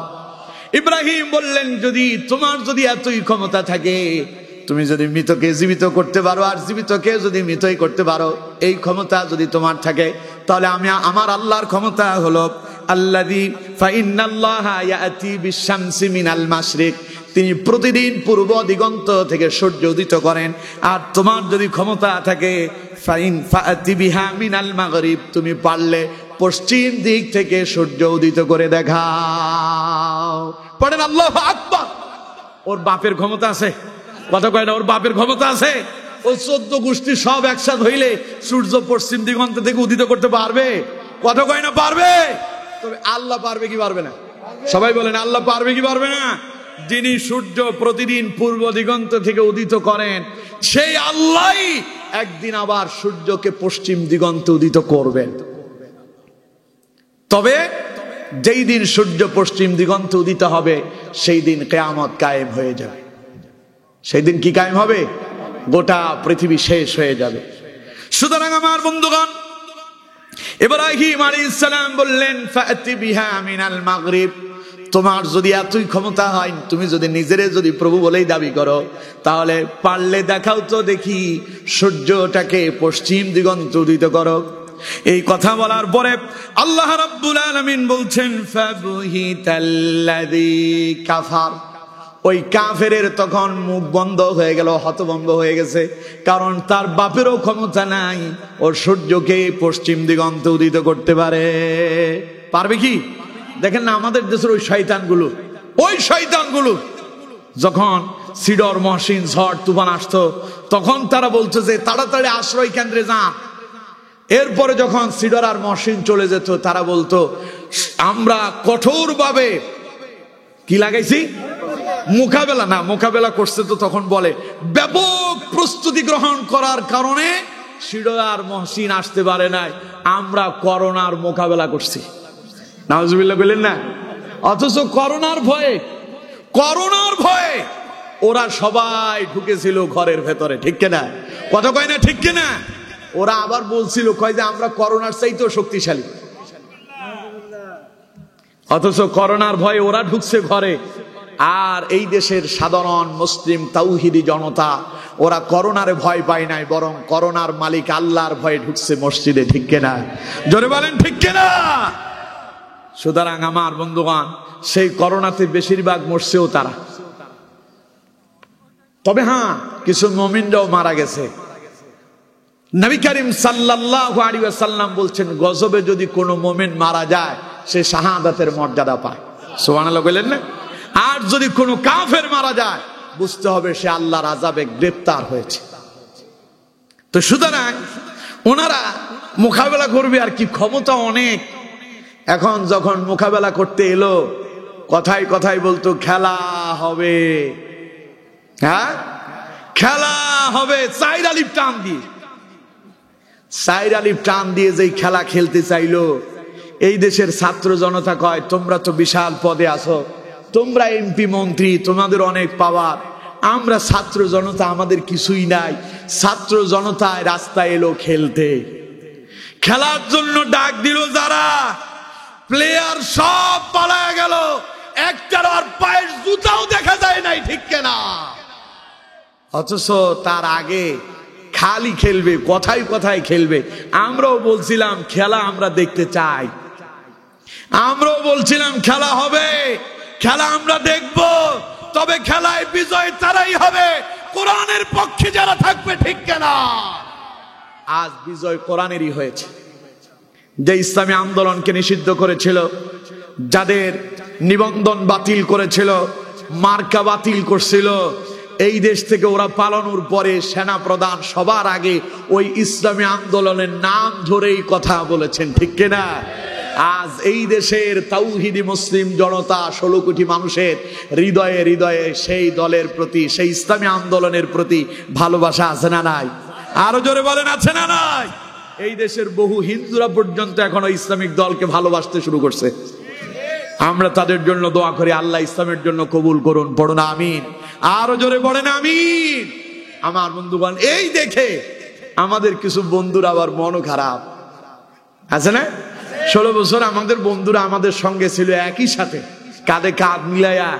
এখন লোকজন যখন কোরআনের পক্ষ নিল, এই দেশের জনতা যখন ইসলামের পক্ষ নিতে শুরু করছে, এখনো নির্বাচন বহু দূরে, আমাদের বন্ধুরা বলতেছে মৌলবাদদেরকে ক্ষমতায় আসতে দেওয়া যাবে না। ঠিক কিনা? আমি আমার সেই বন্ধুদেরকে বলি, বন্ধু তুমি তো আমার সঙ্গে একসাথেই ছিলে, একসাথেই আমরা আন্দোলন সংগ্রাম করেছি, এত তাড়াতাড়ি কেন সম্পর্ক নষ্ট করছো? বন্ধু আমার, ইসলামের বিজয় আজ হোক কাল হোক এই বাংলার জমিনে হবেই হবে। ওই বিজয় তোমাকে নিয়েই করতে চাই। তুমি যদি থাকো, তুমিও সেই দিন ওই বিজয়ের শেষ আসে হাসবে। আর তুমি যদি কোরআন থেকে দূরে সরে যাও, তুমি অনিকৃষ্ট হয়ে মানুষের কাছেই প্রমাণিত হবে। ঠিক কিনা? সুতরাং তোমাকে নিয়ে বিজয়ের হাসি হাসতে চাই। বন্ধু, তুমিও রাষ্ট্রে আসো, তুমিও কোরআন দিয়ে রাষ্ট্র চালাও, এটাই আমরা চাই। ঠিক কিনা? যেই দলই ক্ষমতায় আসুক আমাদের কোনো আপত্তি নাই। আমরা বলি, স্বাধীনতার এই 53 বছরে রাষ্ট্র কোরআন দিয়ে চলে নাই। চলছে কি? রাষ্ট্র চলেছে মানব রচিত আইন দিয়ে। মানব রচিত আইন দিয়ে রাষ্ট্র চালানোর পরে 54 বছরে এই দেশ থেকে দুর্নীতি বন্ধ হয়নি, সুদ বন্ধ করা যায় নাই, ঘুষ বন্ধ হয় নাই, জেনা বন্ধ হয় নাই, ব্যভিচার বন্ধ হয় নাই, সন্ত্রাস বন্ধ হয় নাই, ইফটিজিং বন্ধ হয় নাই, মাদক বন্ধ হয় নাই। আল্লাহর কোরআন দিয়ে যদি রাষ্ট্র চালানো যায়, 53 বছরে যা হয় নাই, 1 বছরের চাইতে বেশি উন্নত হবে ইনশাআল্লাহ। বিশ্বাস হয়? বিশ্বাস হয়? রাষ্ট্রটারে কোরআন দিয়ে সাজাতে হবে। ঠিক কিনা? আরো জোরে বলেন ঠিক কিনা? এর জন্য আমার বন্ধুদেরকে বলি, বন্ধু রাগ করো না। তুমিও তো কোরআনের মাহফিলে আমাদের আশেপাশে মাঝে মধ্যে থাকতে, আর বলতে হুজুর মিথ্যা মামলায় জর্জরিত হয়ে গেলাম। আমরা তখনও বলতাম যে কোরআন দিয়ে রাষ্ট্র চলুক। বন্ধু, তুমি আমার পাশে থেকেই ঠিক বলে স্লোগান দিয়েছ। এত তাড়াতাড়ি কেন ভুলে গেছো? এত তাড়াতাড়ি কেন দূরে সরে যাচ্ছ? বন্ধু, তোমাকে নিয়ে, কোরআন নিয়ে আমরা এই রাষ্ট্রকে নতুন করে সাজাতে চাই। ঠিক কিনা? জোরে বলতে হবে ঠিক কিনা? আমার বন্ধুগণ, তাহলে বলছিলাম হযরত ইব্রাহিম আলাইহিস সালামের কথা। ইব্রাহিম আলাইহিস সালাম বললেন যে আমার রব হলেন এমন শক্তিশালী রব, যিনি ফাতি বিহা ফাইন্নাল্লাহা ইয়াতি বিশামসি মিনাল মাশরিক, যিনি প্রতিদিন সকালবেলা সূর্যটাকে পূর্ব দিগন্ত থেকে উদিত করেন। ফাতি বিহা মিনাল মাগরিব, তোমার যদি ক্ষমতা থাকে তুমি ওইটার পশ্চিম দিকে উদিত করে দেখাও। আল্লাহ কয় ফাবুহিতাল্লাযী কাফার, তখন ওই কাফের হতভম্ব হয়ে গেছে, আর কোনো কথাই বলতে পারে নাই। ওদেরও অবস্থা একই হয়েছে, কত খেলাতে খেলবে, খেলা শুরু হয়েছে, ওদের চোখ দাঁড়ায় গেছে, বাপ রে বাপ, গেল কই, ওদের বিশাল বাহিনী নাই, পুলিশ তো এক মুহূর্তের ভেতরে পালায় গেছে, পুলিশ আর নাই। এখন ওই স্বাধীনতার পরে এক সপ্তাহ পর্যন্ত, প্রায় 1 মাস সময় লাগছে, 1 সপ্তাহ পর্যন্ত, প্রথম 1 সপ্তাহ কোনো থানায় পুলিশ নাই। ঘটনা কি? পুলিশদেরকে বলি, পুলিশ ভাইয়েরা, তোমরা এই দেশের জনতার বন্ধু, তবে তোমরা তাদের কাজে ব্যবহৃত হয়ে আজ নিজেকে নিজেরাই অপমান আর অপদস্থ করেছো, ঠিক কিনা? সময় আছে, তওবা করে ফিরে আসো। যেই সমস্ত পুলিশেরা অপকর্ম করছে, আজ তারা সবাই পলায়ন করছে। কথা কয় না? ভালোরা কিছু এখনো আছে, এই ভালোদের ভেতরে আরো কিছু মন্দ লোকও আছে। মন্দদেরকে বলবো ঠিক হয়ে যাও, কারণ যেই স্বপ্ন তোমার নেত্রী দেখাইলো সেই স্বপ্ন কোনোদিন বাস্তবায়ন হবে না, ওটা আর হওয়ার নয়। এখনো অনেকে আশা করে, তিনি বলেন শর্ট করে ঢুকবেন, ওনারও মনে করছে পট করে ক্ষমতা নেবে। লোকজন কই শর্ট করে ঢুকে দেখো, পট করে তোমার ঝুলানোর ব্যবস্থা চলছে, ঠিক কিনা? যেই মানবতা বিরোধী অপরাধ ট্রাইব্যুনাল গঠন করে নিরপরাধ নিরীহ কোরআনের পাখি আল্লামা সাঈদীকে তুমি হত্যা করেছিলে, ওই মানবতা বিরোধী অপরাধ ট্রাইব্যুনালে এখন তোমার বিচার হবে। কথা কয় না, ঠিক কিনা? এই দেশের জাতি অপেক্ষা করছে সেই বিচার দেখার জন্য। গত 2 দিন আগে আমি দেখলাম বর্তমান প্রসিকিউটর যিনি তাজুল ইসলাম সাহেব, তিনি বললেন যে ইন্টারপোলের মাধ্যমে আমরা তাকে গ্রেফতার করার সর্বোচ্চ চেষ্টা চালাচ্ছি। আলেমদেরকে হত্যা করবেন আর আপনি সুখে সুখে পালিয়ে যাবেন, তা হবে না, ঠিক কিনা? জোরে বলেন, ঠিক কিনা? তোমাদের চাইতে বড়রা পারে নাই, ফেরাউন নমরুদ যা পারে নাই, তোমরা কেমনি পারবা? ওরা তোমাদের চাইতে বেশি ক্ষমতাবান ছিল, ঠিক কিনা? আমার বন্ধুগণ, সেই নমরুদের সামনে দাঁড়িয়ে হযরত ইব্রাহিম আলাইহিস সালাম এমন এক দাওয়াতি কাজ করলেন, নমরুদের জবান বন্ধ হয়ে গেল। আল্লাহ রাব্বুল আলামিন বলছেন ফাবুহিতাল্লাযী কাফার, তখন সে হতভম্ব হয়ে গেল, ওই কাফের হতভম্ব হয়ে গেল। আল্লাহ পাক বলছেন ওয়াল্লাহু লা ইয়াহদিল কওমায যালিমিন, তবে এই জালেমের কপালে হেদায়েত জুটে নাই। জালেমদের কপালে হেদায়েত কি জুটে না? কারণ আল্লাহ তাদেরকে হেদায়েত দেন যাদের অন্তরগুলো আল্লাহর প্রতি আকৃষ্ট থাকে, ঠিক কিনা? কথা কয় না, ঠিক কিনা? এজন্য এখনো জালেমরা সোজা হয়নি। এত জুলুম করার পরেও কয় আমরা কি করছি? আল্লাহ কয় বুঝবি তখন, ধরবো যখন। এখন তো পালানোর সুযোগ করছি, আবার যদি ধরি পালাই দিও পারবি না, ঠিক কিনা? কথা কয় না, ঠিক কিনা? তাহলে আমার বন্ধুগণ, এই সৎ কাজের আদেশ আর অসৎ কাজের নিষেধ করেছেন কারা? প্রথমে নবীরা। প্রথমে কারা? নবীরা। এই দাওয়াতি কাজ করতে গিয়া বারংবার বাধার সম্মুখীন হলেন। হযরত ইব্রাহিম আলাইহিস সালামের সঙ্গে যখন নমরুদ পেরে উঠতে পারলো না, এবার নমরুদ এমন এক ষড়যন্ত্র করলো, ইব্রাহিমকে অগ্নিকুণ্ডে নিক্ষেপ করে হত্যার ষড়যন্ত্র করেছিল, ঠিক কিনা? ইব্রাহিমের জন্য বিশাল অগ্নিকুণ্ড তৈরি করছে, ইব্রাহিমকে মেরে ফেলবে। আমার বন্ধুগণ, বিগত 16 বছর যারা রাষ্ট্র চালাইছে, ওরাও সেই নমরুদের নীতি অবলম্বন করেছিল। কথা কয় না? ওরাও নমরুদের নীতি অবলম্বন করেছিল, ওরা ফেরাউনের নীতি অবলম্বন করেছিল, আবু জাহেল আবু লাহাবদের নীতি অবলম্বন করেছিল। আমার বন্ধুগণ, ওই ফেরাউন নমরুদ আবু জাহেল আবু লাহাবরা যেমন নবীদেরকে দমায় দিতে পারে নাই, 16 বছরের জালেমরাও ইসলামকে দমিয়ে দিতে পারে নাই। সুতরাং আমার বন্ধুগণ, এবার নমরুদ ইব্রাহিমের জন্য বিশাল বড় একটা অগ্নিকুণ্ড তৈরি করলো। ইব্রাহিমকে সে অগ্নিকুণ্ডের ভেতরে নিক্ষেপ করা হবে। ইব্রাহিমকে আগুনে যখন নিক্ষেপ করবে, আগুনের কাছে যেতেই পারে না, বিশাল লম্বা ঘটনা, সেই দিকে যাব না, ওটার কাছেই যেতে পারে না। আমার বন্ধুগণ, এমন সময় শয়তান তাদেরকে পরামর্শ দিল, এখানে কিছু গান বাজনা নর্তকীর ব্যবস্থা করো, গান বাজনা শুরু করে দাও। আর প্রকাশ্যে জানাবে বিচার চালু করে দাও। কারণ ইবলিস বলে আমি দেখতে পাচ্ছি ইব্রাহিমকে আল্লাহর রহমতের ফেরেশতারা চতুর্দিকে ঘেরাও করে রেখেছে, সুতরাং তোমরা চাইলে ইব্রাহিমকে আগুনে নিক্ষেপ করতে পারবা না।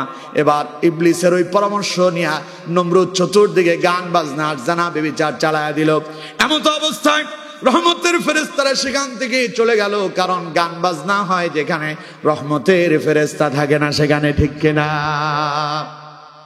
আমার বন্ধুগণ, ফেরেশতারা যখন চলে গেল, ওরা ইব্রাহিমকে আগুনে নিক্ষেপ করবে, কিন্তু আগুনের লেলিহান শিখা এত বেশি ছিল, এত বিশাল পরিমাণ অগ্নিকুণ্ড তারা তৈরি করেছিল, আকাশের 1 মাইল উপর দিয়া যদি কোনো পাখি উড়ে যেত, ওই পাখিটা সেখান থেকে জ্বলে কয়লা হয়ে মাটিতে পড়তো। কত মাইল উপরে? 1 মাইল উপরে। তার মানে চিন্তা করেন বিশাল অগ্নিকুণ্ড তৈরি হয়েছে। ইব্রাহিমকে নিক্ষেপ করবে, কেমনে নিক্ষেপ করবে? ওর কাছেই তো যেতে পারে না। এবার ইবলিস শয়তান বলল, একটা চরক গাছ নিয়ে আসো, আর চরক গাছের মাথায় ইব্রাহিমকে বেঁধে ফেলো। এখান থেকে চরক গাছ দিয়া, ওই যে দেখবেন লোকেরা বর্ষি বায় নদীতে, আছে না চরক বড়ই বলে, হ্যাঁ, এই যে চরক, ওইটার মাথাতে আদার দিয়ে খাদ্য দিয়া এটারে সমুদ্রের ভেতরে নিক্ষেপ করে, ওইখানে মাছ ঠোকর মারে, এখান থেকে টান দিলে ধরা পড়ে, ওইটার নাম চরক গাছ। ওটা কি? এরকম এই চরক গাছের মাথায় ইব্রাহিমকে বেঁধে ফেলা হয়েছে। ইব্রাহিমকে অগ্নিকুণ্ডে নিক্ষেপ করবে। ইব্রাহিমকে বেঁধে ফেলা হলো, ওই চরক গাছ বেঁধে, চরক গাছের মাথায় ইব্রাহিমকে বেঁধে তারা ওই গাছটারে দাঁড় করালো। এমন সময় আল্লাহ পাক জিব্রাইলকে প্রেরণ করলেন, যাও জিব্রাইল, ইব্রাহিমকে গিয়া বলো সে আমার কাছে এই মুহূর্তে যা চায় আমি আল্লাহ তারে তাই দেব। জিব্রাইল এসে বললেন, ও আল্লাহর খলিল ইব্রাহিম, এই মুহূর্তে আপনি আমার কাছে যা চাইবেন আল্লাহ আমার অনুমতি দিয়েছেন, যা চান আল্লাহ তাই দেবে। ইব্রাহিম বলে, আমি তো কোনো অন্ধ রবের গোলামি করি না, অন্ধ মাবুদের ইবাদত করি না, আমার এই মুহূর্তে কি প্রয়োজন আমার আল্লাহ কি জানে না?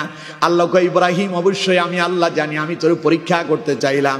এমত অবস্থায় জিব্রাইলের সঙ্গে কথা বলতে বলতেই ওরা চরক গাছটাকে আগুনের ভেতরে নিক্ষেপ করে দিল। আল্লাহ পাক ওই মুহূর্তেই আগুনের কাছে মেসেজ পাঠিয়ে দিলেন, কুলনা ইয়া নারু কুনি বারদাও ওয়া সালামান আলা ইব্রাহিম। পড়েন আল্লাহু আকবার। আল্লাহ পাক আগুনকে বললেন কুল, আল্লাহ বলেন ইয়া নারু কুনি বারদাও ওয়া সালামা, ওরে আগুন তুই আমার ইব্রাহিমের জন্য শীতল আরামদায়ক হয়ে যা। মুহূর্তের ভেতরে ওই আগুনের বিশাল কুণ্ডলী, আগুনের স্তূপ আর আগুন থাকলো না। ওই আগুনটাকে যিনি ফুলের বাগিচায় পরিণত করে দিলেন তিনি কে? চিল্লায় বলেন তিনি কে? আমার বন্ধুগণ, এবার কন্ত দেখি, নবীদের জন্য সৎ কাজের আদেশ দেওয়া আর অসৎ কাজে বাধা প্রদান করাটা সহজ ছিল না কঠিন ছিল? সব নবীরাই নির্যাতন নিপীড়নের শিকার হয়েছেন। আমার বন্ধুগণ, বিশেষ করে আমার নবী, আপনার নবী, বিশ্ব নবী মুহাম্মদ সাল্লাল্লাহু আলাইহি ওয়াসাল্লাম, তিনি যখন কালেমার দাওয়াত দেওয়া শুরু করলো, আপন লোকেরাই বিশ্ব নবীর বিরুদ্ধে লেগে গেল, আপন চাচা নবীজিকে গালি দিল। আর রাসূলুল্লাহ শিহাবে আবু তালেবের ভেতরে জেলখানায় 3 বছর, কেউ বলেছেন 3.5 বছর পর্যন্ত শিহাবে আবু তালেবের ভেতরে নবীজি বন্দি জীবন যাপন করেছেন। এই জন্য কোরআনের হক কথা বলে জেলখানায় বন্দি হলে ওটা রাসূলুল্লাহর সুন্নাতেই পরিণত হয়, ঠিক না? গত 16 বছর এটা আমরা দেখছি এই দেশে আলেমরা এই সুন্নত ঢালাওভাবে পালন করছে। যেই জেলখানালো বানানো হয়েছিল সন্ত্রাসের জন্য, সাদাবাজদের জন্য, দুর্নীতিবাজদের জন্য, ইয়াবাখোরদের জন্য, জানাকাতদের জন্য, সেই জেলখানায় আলেমে আর ইসলামী আন্দোলনের কর্মীরা ভরপুর হয়ে গেছে, ঠিক না? এটা নবীদের সুন্নাত। নবীরাও কোরআনের এই দাওয়াত দিতে গিয়ে, ইসলামের দাওয়াত দিতে গিয়ে আমার নবী 3 থেকে 3.5 বছর পর্যন্ত জেলখানায় বন্দি জীবন যাপন করেছেন। সুতরাং আমার বন্ধুগণ, সৎ কাজের আদেশ দেওয়া আর অসৎ কাজে নিষেধ প্রদান করা এটা খুব সহজ কাম না, এটা অনেক কঠিন কাম। এখন আপনি যদি সৎ কাজের আদেশ দেন আর অসৎ কাজে যদি বাধা প্রদান করতে যান, আপনার উপরে বিপদ আর মুসিবত আসার সম্ভাবনা আছে না নাই? আরো জোরে বলেন, আছে না নাই? যেমন আমি আপনাদেরকে সহজভাবে উদাহরণ দিলে আপনারা বুঝতে পারবেন। এই যে আমি এখানে বসে এখন কোরআনের কথা বলছি, এটা সৎ কাজের আদেশ হচ্ছে। এখন আমি যদি এখান থেকে গিয়া বাইরে, ওই যে এখানে খ্রিস্টানদের বড়দিন চলতেছে। এখন সেখানে গিয়ে আমি যদি বাধা দেয়, আমার অস্তিত্ব থাকবে না। তাইলে সৎ কাজের আদেশ দেওয়াটা সহজ, বাধা দিলেই বিপদ আসবে। এই দেশে দেখবেন যারা তাবলীগ করে, তাবলীগ জামাতের লোকেরা মসজিদে মসজিদে গিয়ে দাওয়াত দেয়, কোনো অসুবিধা নাই, কেউ তাদেরকে বাধা দেয় না, বরং ওদের সঙ্গে লোকজন আরো পারলে ওদেরকে খাওয়ায়। আর ইসলামী আন্দোলনের কর্মীরা ওরা যখন দাওয়াত দিতে যায়, ওদের 2-4 জনকে একসাথে দেখলেই ওই সময় তারা বলতো নাশকতার পরিকল্পনা করতেছে, ঠিক কিনা? 2 আলেম একসাথে বসে গল্প করতে পারে নাই, চা খেতে পারে না। আরে আমার জীবনে এমন ঘটনা ঘটছে। তারাবির নামাজ শেষ করে মাহে রমাদান রাত্রিবেলা আসলাম চা খেতে। বিভিন্ন মসজিদের হাফেজ সাহেবরা আমার সঙ্গে একসাথে সম্পৃক্ত হলেন, মসজিদের ইমাম সাহেবরাও আসলেন, চা খেতে বসছে। ও পুলিশ চলে আসছে, পুলিশ আইসা ছবি উঠাইতেছে, হ্যাঁ এখানে নাশকতার পরিকল্পনা চলতেছে। আল্লাহ যে এখন রমজান মাস, কিসের নাশকতা চলবে? কয় যে আপনারা কারা? বললাম যে এখানে সব মসজিদের ইমাম সাহেব হাফেজ সাহেব রাজ। কয় যে না, আপনাদের সাথে এখন ওসি স্যারের সাথে কথা বলা ছাড়া আপনাদের ব্যাপারে কোনো কিছু বলতে পারতেছি না। তার মানে ওরা আলেমদেরকে দেখলেই ওদের চুলকানি শুরু হয়ে যেত, ঠিক কিনা? কথা কয় না, ঠিক কিনা? তা আপনি সৎ কাজ করবেন কেমনে? অসৎ কাজে বাধা দেবেন তো পরের কথা। 16 বছরে আমরা দেখেছি ওরাও নিজেদেরকে মুসলমান দাবি করত, কিন্তু ওরা মুসলমান হওয়ার পরেও ইসলামী আন্দোলনের কর্মীরা মসজিদে এসে নামাজ পর্যন্ত পড়তে পারে না, ঠিক কিনা? মসজিদ থেকে নামাজরত অবস্থায় অসংখ্য ইসলামী আন্দোলনের কর্মীদেরকে গ্রেফতার করে নিয়ে যাওয়া হয়েছিল, ঠিক কিনা? তাহলে সৎ কাজের আদেশ, অসৎ কাজে নিষেধ প্রদান করাটা মোটেও সহজ নয়। কোরআনুল কারীমে আল্লাহ পাক সেই কথাও তুলে ধরেছেন। আল্লাহ রাব্বুল আলামিন হযরত লোকমান আলাইহিস সালামের উপদেশের মাধ্যমে একটি ঘটনা আমাদের জন্য তুলে ধরেছেন। হযরত লোকমান তার সন্তানকে নসিহত করতে গিয়ে বললেন, ইয়া বুনাইয়া আকিমিস সালাতা ওয়া আমুর বিল মা'রুফি ওয়ানহা আনিল মুনকারি ওয়াসবির আলা মা আসাবাক ইন্না যালিকা মিন আজমিল উমুর। পড়েন আল্লাহু আকবার। লোকমান তার সন্তানকে নসিহত করলেন, ইয়া বুনাইয়া। আল্লাহ বলছেন লোকমান তার সন্তানের বলছে, হে কলিজার টুকরা সন্তান, আকিমিস সালাহ, নামাজ কায়েম করো। ওয়া'মুর বিল মা'রুফ, খালি নামাজ পড়লে হবে না, সৎ কাজের আদেশ দাও।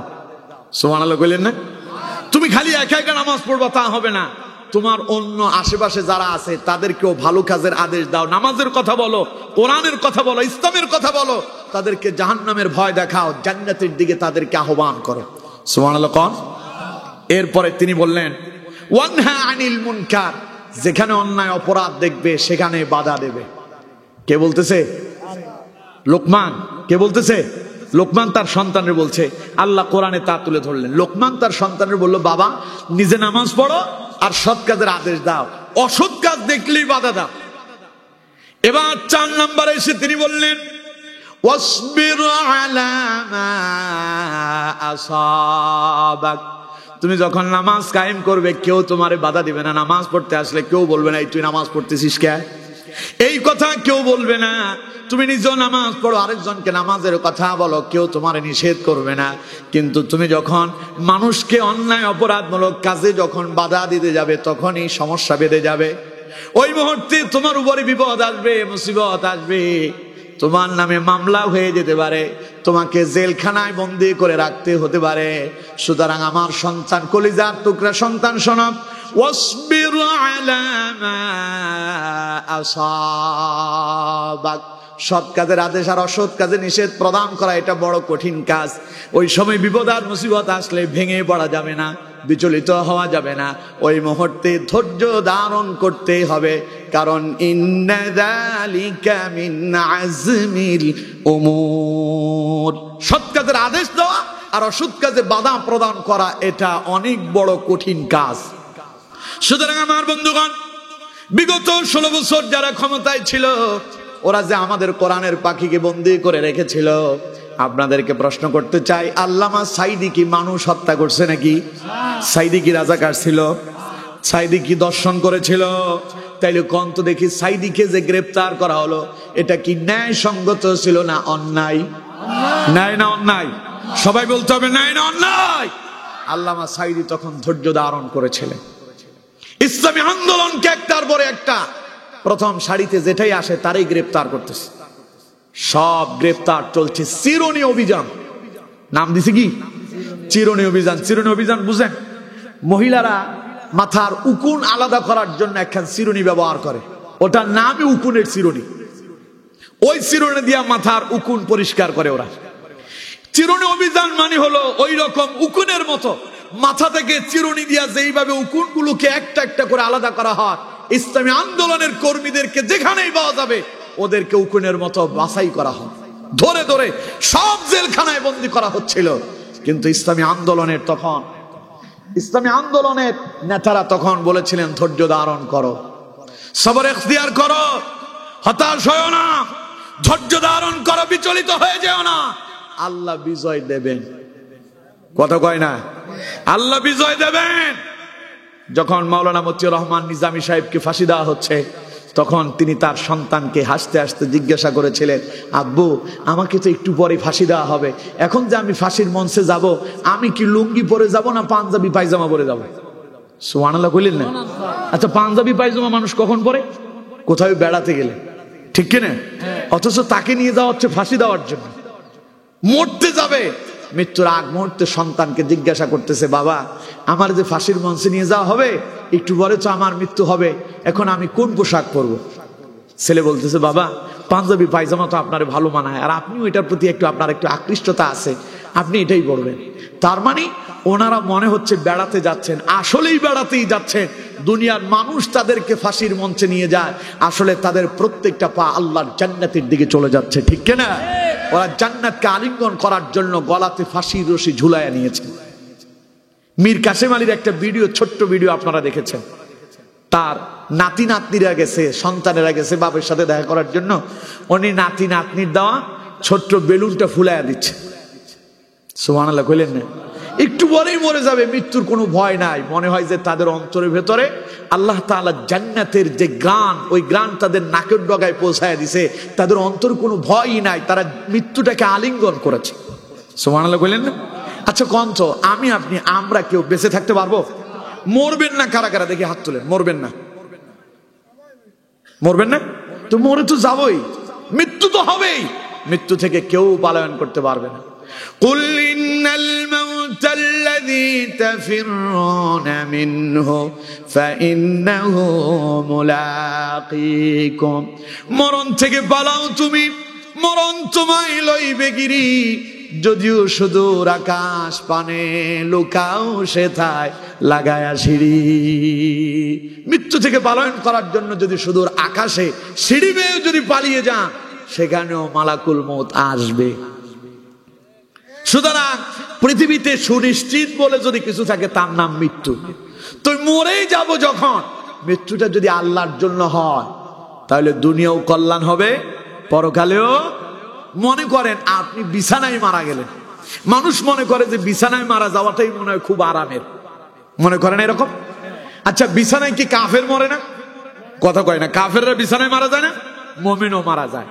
কিন্তু এখন আপনি বিছানায় মরলেন, কিন্তু মৃত্যুটা হলো জাহিলিয়াতের মৃত্যু। মৃত্যুর সময় কালেমা নসিব হলো না, মৃত্যুর সময় আপনি ঈমান নিয়ে মৃত্যুবরণ করতে পারলেন না, বিছানায় মরলেন, কিন্তু শেষ কথা হলো না লা ইলাহা ইল্লাল্লাহু মুহাম্মাদুর রাসূলুল্লাহ। শেষ কথা আপনি কালেমা নিয়ে যেতে পারলেন না। তাহলে কন্ত দেখি বিছানায় মরার পরেও আপনি যেখানেই যাবেন ওইখানে কি বিছানার মতো আরামে থাকতে পারবেন নাকি? কথা কয় না? থাকতে পারবেন?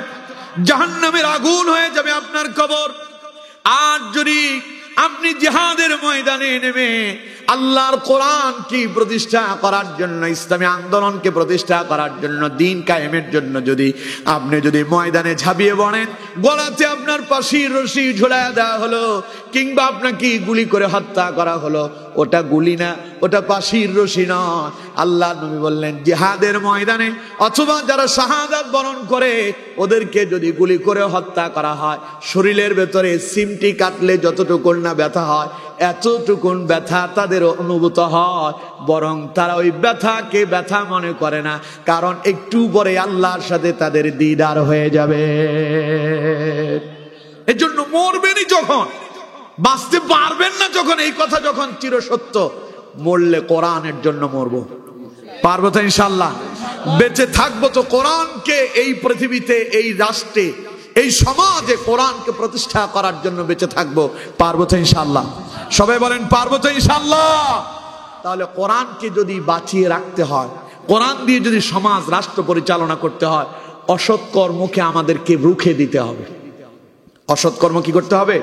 রুখে দিতে হবে, এগুলো বন্ধ করতে হবে। এখন এগুলো বন্ধ করবেন কেমনে? এগুলো বন্ধ করার জন্য কোরআনের দরকার আছে না নাই? আরো জোরে বলেন আছে না নাই? স্বাধীনতার 53 বছরে এই দেশ থেকে চুরি বন্ধ হয় নাই, জেনা বন্ধ করা যায় নাই, ডাকাতি বন্ধ হয় নাই, বরং যখনই যারা এই ক্ষমতায় যায় খালি তারা দুর্নীতিতে চ্যাম্পিয়ন হয়। ভুল বললাম মনে হয়? ইসলামী আন্দোলনের 2 জন মন্ত্রী ছিলেন, কয়েকজন এমপি ছিলেন, সংসদ সদস্য ছিলেন। মঈনুদ্দিন ফখরুদ্দিনের আমলে ইসলামী আন্দোলনের 1 জন সংসদ সদস্য অথবা ওই 2 জন মন্ত্রীর একজনেরও 1 টাকার দুর্নীতি পাওয়া যায় নাই। কথা কয় না ঠিক কিনা? আর বাকি অন্যান্য দলের প্রধানরা দুর্নীতি মামলায় গ্রেপ্তার হয়ে দিনের পর দিন জেলখানায় বন্দী ছিল, ঠিক কিনা? কিন্তু ওই জালেমরা ক্ষমতায় আসার পরেই প্রথমে ইসলামী আন্দোলনের ওই নেতাদেরকে টার্গেট করেছে যাদের 1 টাকার দুর্নীতিও ছিল না। কারণ তাদের মূল লক্ষ্য উদ্দেশ্য হচ্ছে এরা যেই কাজ করতেছে এটা যদি মানুষ যদি ঘুমট যদি বুঝে যায় তাহলে আগামীতে তাদের আর ক্ষমতায় যাওয়ার সুযোগ নাই। এজন্য তারা ক্ষমতার পথকে পাকাপোক্ত করার জন্য ওরা ইসলামী আন্দোলনের ওই নেতাদেরকে টার্গেট করেছিল যাদের 1 টাকার দুর্নীতিও ছিল না। কথা বুঝতে পেরেছেন? সুতরাং আমার বন্ধুগণ, আপনি যদি দুর্নীতিমুক্ত যদি রাষ্ট্র দেখতে চান, আপনি যদি সন্ত্রাস মুক্ত রাষ্ট্র দেখতে চান, আপনি যদি চাঁদাবাজ মুক্ত রাষ্ট্র দেখতে চান, আপনি যদি ইয়াবা মুক্ত রাষ্ট্র দেখতে চান, দর্শন মুক্ত, ইফটিজিং মুক্ত যদি রাষ্ট্র দেখতে চান, তাহলে ইসলামী আন্দোলন এবং কোরআনের কোনো বিকল্প নাই। আছে কি? কথা বলেন আছে কি? তাহলে এখন আমাদেরকে মানুষের ধারে ধারে কোরআনের দাওয়াত পৌঁছায়া দিতে হবে। কিসের দাওয়াত দিতে হবে? মানুষদেরকে আল্লাহর কোরআনের দিকে আহ্বান করতে হবে। তার মানে আমাদেরকে সৎ কাজের আদেশ দিতে হবে। সৎ কাজের আদেশ খালি দিবেন, নিজে আমল করবেন না, তা হবে নাকি? কথা কয় না? তা হবে? নিজেকে আমল করতে হবে এবং অন্যের কাছে দাওয়াত দিলে তখন কাজ হবে। আল্লাহ রাব্বুল আলামিন বলছেন, ওয়ামান আহসানু কাওলাম মিম্মান দাআ ইলাল্লাহি ওয়া আমিলা সালিহান ওয়া ক্বালা ইন্নানি মিনাল মুসলিমিন। তার কথার চাইতে কার কথা উত্তম হতে পারে যে মানুষদেরকে আল্লাহর দিকে ডাকে? পড়েন আল্লাহু আকবার। আপনি যদি সৎ কাজে আদেশ দিতে পারেন আর অসৎ কাজে যদি নিষেধ প্রদান করতে পারেন, আল্লাহ রাব্বুল আলামিন বলেন আপনি সত্যবাদীদের একজন বলে বিবেচিত হয়ে যাবেন। ওয়া আমিলা সালিহা, আরেকজনের নামাজের কথা বললেন কিন্তু নিজেই বললেন না, কাম হবে? আপনি ইসলামী আন্দোলনের কথা বললেন কিন্তু নিজেই ইসলামী আন্দোলনের সাথে সম্পৃক্ত হলেন না, তাহলে হবে না। বরং ওয়া আমিলা সালিহা, খালি সৎ কাজের দিকে ডাকবেন, আল্লাহর দিকে ডাকবেন তা নয়। আল্লাহ বলছেন এবার তোমারেও ভালো ভালো কাজ করতে হবে, যা নিজে করো তা অন্যরে করার জন্য আদেশ দাও। কথা আমার বুঝতে পারছেন? ওয়াকালা ইন্নানি মিনাল মুসলিমিন, আর নিজের পরিচয় দাও আমি একজন মুসলমান। আমি কি? আমরা কি? সবাই বলতে হবে আমরা কি? এই পরিচয় দিয়ে যারা আল্লাহর জমিনে আল্লাহর দ্বীনকে প্রতিষ্ঠা করার জন্য দাওয়াতি মিশনে নেমে যাবেন, সৎ কাজে আদেশ দিবেন, অসৎ কাজে বাধা প্রদান করবেন, যারা আল্লাহ রাব্বুল আলামিন বলছেন সত্যবাদী বলে আল্লাহর কাছে বিবেচিত হবেন তারা। সুবহানাল্লাহ বলেন না? তাহলে আপনাদের এলাকাতে বিবাহ শাদীর অনুষ্ঠানগুলোতে, গায়ে হলুদের অনুষ্ঠানগুলোতে গান বাজনা তো হয় না? হ্যাঁ, অনেকটা কমছে, অনেকটা কমছে। তবে এটা একদম শূন্যের কোটায় আসতে হবে, ঠিক না? আগে বিবাহ শাদীতে গান বাজনা করতো হিন্দুরা, এখন আর হিন্দু বাড়ি থেকে গান বাজনার আওয়াজ শোনা যায় না, এখন মুসলমানদের বাড়ি থেকে শোনা যায়। হিন্দুরা কয় যে কাম আমরা করতাম এখন ওরা করে। এই দৃশ্য দেখে শয়তান কয় আমি কত বড় শয়তান, ওরা তো দেখি আমার চাইতে বড় শয়তান। ওইটা কি প্রকাশ্য হয় না গোপনে হয়? সবাই বলতে হবে প্রকাশ্যে না গোপনে। এখন এই প্রকাশ্যে যদি কোনো অন্যায় অপরাধ চলে, আপনি কি চুপ করে বসে থাকতে পারবেন? বসে থাকার কোনো সুযোগ আছে? নবী করিম সাল্লাল্লাহু আলাইহি ওয়াসাল্লাম বলছেন, মান রাআ মিনকুম মুনকারান ফালইয়ুগাইয়িরহু বিয়াদিহি। তোমার সামনে যদি প্রকাশ্যে কোনো অশ্লীলতা চলে, তাহলে তা হাত দিয়ে বাধা দাও, মানে হাত দিয়ে ভেঙে দাও, বন্ধ করে দাও। ফাইন লাম ইস্তাতিউ ফাবিলিসানি, হাত দিয়ে পারো নাই, মুখ দিয়ে বাধা দাও, প্রতিবাদ করো, ওটাও পারো নাই। ফাইন লাম ইস্তাতিউ ফাবিকলবি, অন্তরে অন্তরে পরিকল্পনা করো কিভাবে এটা বন্ধ করা যায়। ওয়া যালিকা আযআফুল ঈমান। প্রথমটা পারেন না হাত দিয়ে বন্ধ করতে, মুখ দিয়ে বাধা দিতেও পারেন না, মনে মনে ঘৃণা করতেছেন বা মনে মনে পরিকল্পনা করতেছেন এটা কিভাবে বন্ধ করা যায়। নবীজি বলছেন ওটা হলো দুর্বল ইমানদার। এখন আমরা না ফার্স্ট ক্লাসে আছি, না সেকেন্ড ক্লাস, না থার্ড ক্লাস, কোনোটাতেই নাই। ফার্স্ট ক্লাসের মুমিনের কাম কি? ফালইয়ুগাইয়িরহু বিয়াদি, ও ডাইরেক্ট ওমরের মতো। কিসের মতো? ওমরের মতো ডাইরেক্ট ভেঙে দেবে। মেলা বন্ধ, গান বাজনা বন্ধ, সিনেমা বন্ধ, ডাইরেক্ট বন্ধ। আর সেকেন্ড ক্লাসের মুমিন হলো তারা যারা হাত দিয়ে পারে না, মুখ দিয়ে প্রতিবাদ করে। এখন আপনি ফার্স্ট ক্লাসেও নাই, সেকেন্ড ক্লাসেও নাই, থার্ড ক্লাসটি অন্তরে অন্তরে ঘৃণা করা। ফাইন লাম ইস্তাতিউ ফাবিকলবি, অন্তরে ঘৃণা করা। 3 নাম্বারটাতেও নাই, আপনি মনে মনে বাড়িতে বসে বসে আনন্দ পান, চলে। ছেলেরও কয় আব্বা আমারও নিয়ে যাইসনি, তোরা যে সেখানে যাবি হ্যাপি নিউ ইয়ার পালন করবি, বিরিয়ানি পাকাই দিছ শুনছিলাম, আসার সময় বাবার জন্য একটু নিয়ে আইসনি। এরকম আছে না নাই? কথা বলেন আছে না নাই? অথচ তাইলে আপনি 3 নাম্বারের কাতারেও নাই, আপনিও তাদের মতো সমান অপরাধী হলেন। সুতরাং এই হ্যাপি নিউ ইয়ারের নামে এইরকম অশ্লীলতা, বেহায়াপনায়, নির্লজ্জতায় আমাদেরকে যাওয়া যাবে? কথা কয় না যাওয়া যাবে? এটা বন্ধ করার জন্য দল গঠন করতে হবে। কে বলছেন? আল্লাহ। কে বলেছেন? সবাই বলেন কে? আপনার মনে করতেছেন আমি বানায় কথা বলি, কোরআন থেকে শোনেন। আল্লাহ পাক বলছেন ওয়াল তাকুম মিনকুম উম্মাতুন ইয়াদউনা ইলাল খায়রি ওয়া ইয়া'মুরুনা বিল মা'রুফি ওয়া ইয়ানহাউনা আনিল মুনকার। আল্লাহ পাক বলেন সৎ কাজের আদেশ আর অসৎ কাজে নিষেধ প্রদান করার জন্য একটা দল থাকতে হবে। কি থাকতে হবে? কারণ আপনি একাকী বাধা দিতে গেলে মার খাওয়ার সম্ভাবনা আছে। দলবদ্ধ হয়ে যখন যাবেন, সেখানে সংঘবদ্ধ হয়ে থাকার কারণে আপনি বিজয় লাভ করতে পারবেন। এজন্য সৎ কাজের আদেশ আর অসৎ কাজে নিষেধ প্রদান করার জন্য দল গঠন করতে হবে। দল অর্থাৎ সংঘবদ্ধ হয়ে সকলে একত্রে, সকলকে এক প্ল্যাটফর্মে আসতে হবে। ইসলামের পক্ষে থেকে যেখানে অন্যায় আর অপরাধ হবে সেখানে বাধা দেওয়ার জন্য ঝাঁপিয়ে পড়তে হবে। পারা যাবে? সবাই বলেন পারা যাবে? তাহলে এবার আমার সঙ্গে আপনারা একমত পোষণ করতে পারবেন কিনা? এখন থেকে যেখানে অন্যায় অপরাধ হবে সেখানে আমরা সাধ্য মতো বাধা দেওয়ার জন্য চেষ্টা করব। পারবো ইনশাআল্লাহ? আর সব সময় নিজেও সৎ কাজ করব, অন্যকে সৎ কাজের আদেশ দিব। পারবো তো ইনশাআল্লাহ? আল্লাহ আমাদেরকে কবুল করুন। আরো জোরে বলেন আমিন।